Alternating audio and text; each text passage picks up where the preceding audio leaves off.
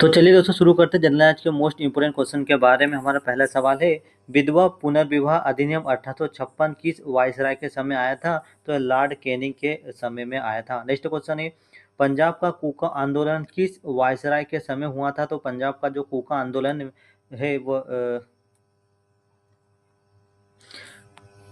तो चलिए दोस्तों शुरू करते हैं जनरल नॉलेज के मोस्ट इंपोर्टेंट क्वेश्चन के बारे में। हमारा पहला सवाल है, विधवा पुनर्विवाह अधिनियम 1856 किस वायसराय के समय आया था? तो लॉर्ड कैनिंग के समय आया था। नेक्स्ट क्वेश्चन है, पंजाब का कूका आंदोलन किस वायसराय के समय हुआ था? तो लॉर्ड नॉर्थब्रुक के समय हुआ था।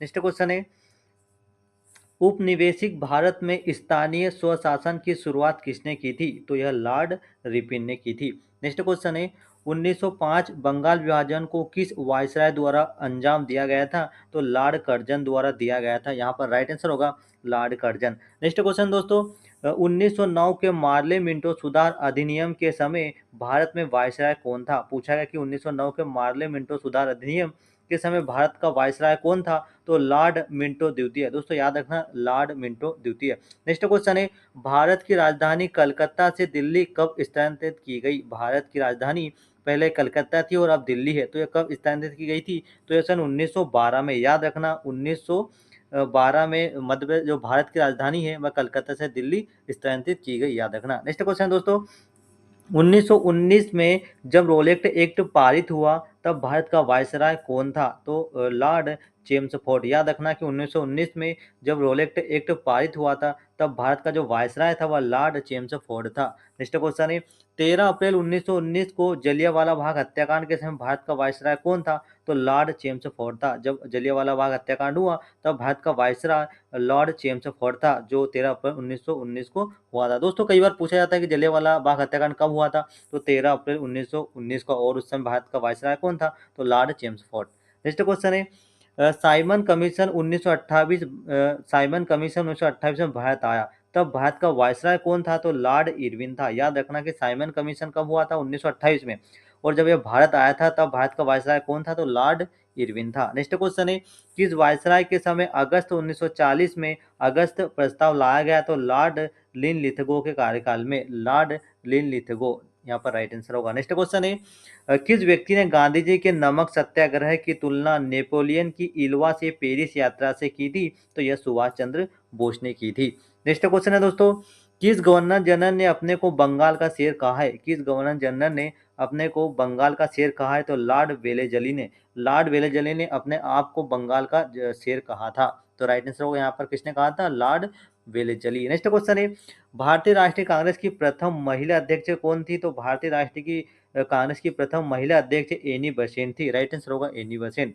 नेक्स्ट क्वेश्चन दोस्तों, कांग्रेस के किस अधिवेशन में हिंदी को सर्वप्रथम राष्ट्रभाषा के रूप में प्रस्तुत किया गया? कांग्रेस के किस अधिवेशन में हिंदी को सर्वप्रथम राष्ट्रभाषा के रूप में प्रस्तुत किया गया? तो बेलगांव अधिवेशन 1924 में। याद रखना बेलगांव अधिवेशन 1924 में जो हिंदी को सर्वप्रथम राष्ट्रभाषा के रूप में प्रस्तुत किया गया। नेक्स्ट क्वेश्चन है, सर्वप्रथम मंदिर प्रवेश प्रारंभ करने का श्रेय किसे दिया जाता है? सर्वप्रथम मंदिर प्रवेश प्रारंभ करने का जो श्रेय है वह टीके माधवन को दिया जाता है। राइट आंसर होगा टीके माधवन। नेक्स्ट क्वेश्चन है, रिक्रूटिंग सार्जेंट किसे कहा जाता है? रिक्रूटिंग सार्जेंट किसे कहा जाता है? तो महात्मा गांधी को कहा जाता है। राइट आंसर होगा महात्मा गांधी। नेक्स्ट क्वेश्चन दोस्तों, किस विदेशी को कांग्रेस का 2 बार अध्यक्ष बनने का गौरव प्राप्त हुआ है?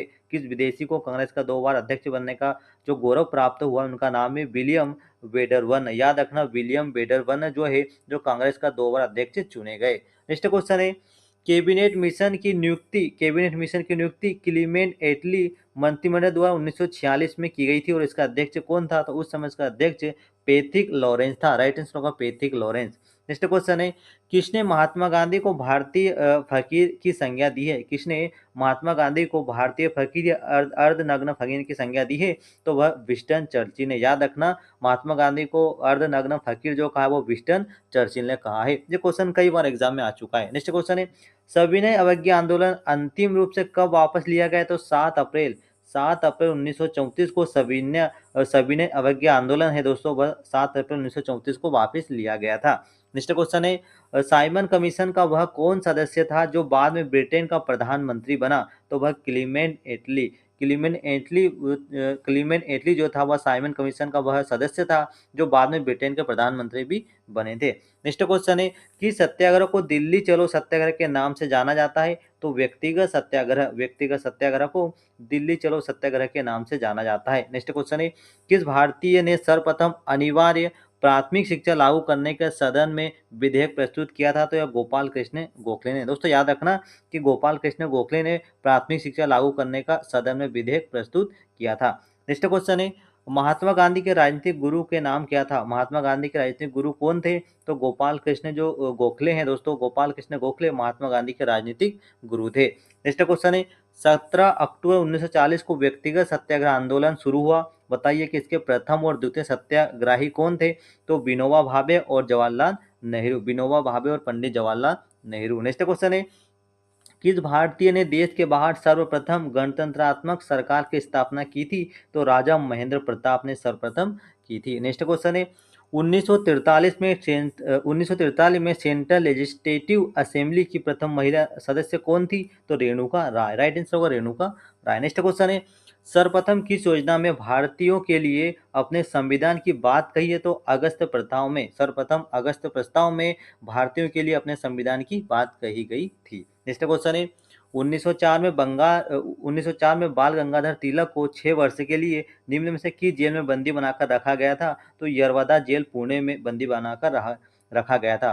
तो बाल गंगाधर तिलक को दोस्तों याद रखना 6 वर्ष के लिए पुणे की जो यरवदा जेल है वहां पर बंदी बनाकर रखा गया था। नेक्स्ट क्वेश्चन है स्वदेशी प्रस्ताव कांग्रेस के किस अधिवेशन में स्वीकार किया गया? स्वदेशी प्रस्ताव कांग्रेस के किस अधिवेशन में स्वीकार किया? तो कोलकाता अधिवेशन में 1906 में, याद रखना कोलकाता अधिवेशन 1906 में। नेक्स्ट क्वेश्चन है संपत्ति का निष्कासन सिद्धांत का प्रतिपादन कौन था? संपत्ति का निष्कासन सिद्धांत का प्रतिपादन कौन था? दादा भाई नौरोजी, याद रखना दादा भाई नौरोजी। नेक्स्ट क्वेश्चन है मुस्लिम लीग ने सीधी कार्यवाही दिवस कब मनाया? मुस्लिम लीग ने सीधी कार्यवाही दिवस कब मनाया? तो 16 अगस्त 1946 को मनाया। नेक्स्ट क्वेश्चन है कैबिनेट मिशन में स्टैनफोर्ड क्रिप्स, पैथिक लॉरेंस एवं एबी अलेक्जेंडर ये कब भारत आए थे? तो 1946 में भारत आए थे। नेक्स्ट क्वेश्चन है स्वतंत्रता के बाद भारत में प्रथम गवर्नर जनरल कौन था? स्वतंत्रता के बाद भारत में प्रथम गवर्नर जनरल कौन था? तो लॉर्ड माउंटबेटन